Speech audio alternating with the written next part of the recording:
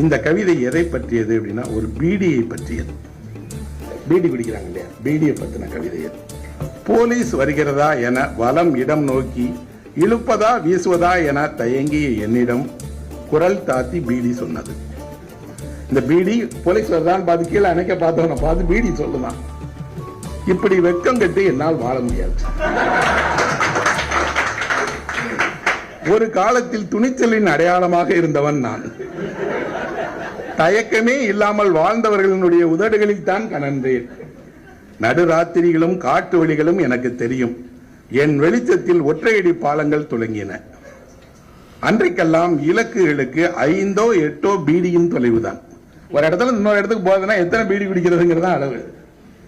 சுவரெழுத்திற்கும் சுவரட்டி ஒட்டவும் பாட்டு எழுதவும் நான் உடன் இருந்தேன். எங்கெல்லாம் படம் வரைகிறாங்களோ, எங்கெல்லாம் சுவரெழுத்து எழுதுகிறார்களோ, பாட்டு எழுதுகிறார்களோ அவர்கள் பீடி குடிச்சிட்டே இருந்தாங்க. மாற்றத்திற்கு துணையாக இருந்தேன். கையூரிலும் புல்பள்ளியிலும் கை சுடுவது வரை எறிந்தேன். அங்கெல்லாம் தொழிலாளர்கள் போராட்டம் பண்ண இடம்.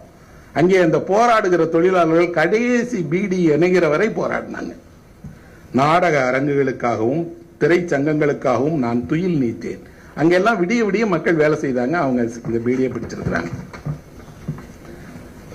நான் செயல்படாத அமைப்புகள் ஏதேனும் உண்டா அப்படின்னு கேக்குது பீடி. ஏதாவது ஒரு அமைப்பில் பீடி குடிக்காதவனே அவனாவது இருந்தானா அப்படின்னு.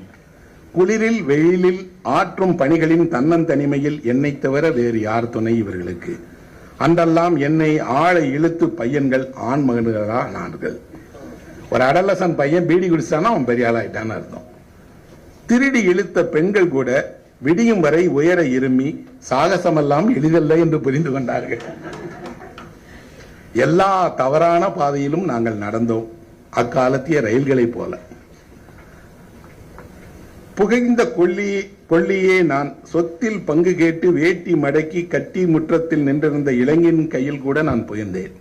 சொத்து கேட்டு போய் வீட்டில் சண்டை போட போறவங்க கூட ஒரு பீடியோட தான் போய் நின்று சண்டை போட்டான். கூலி கூட்டி தர கோரி சென்றவனுடைய மடியில் இருந்து நான் அவனுக்கு ஊக்கமளித்தேன்.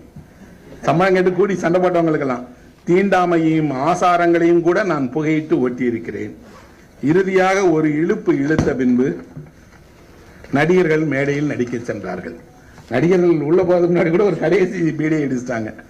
பார்வையாளர்கள் அரங்கில் பீடி புகைத்தார்கள். தொழிலாளிகள் எங்களை வேலைக்கு எடுத்து சென்றார்கள்.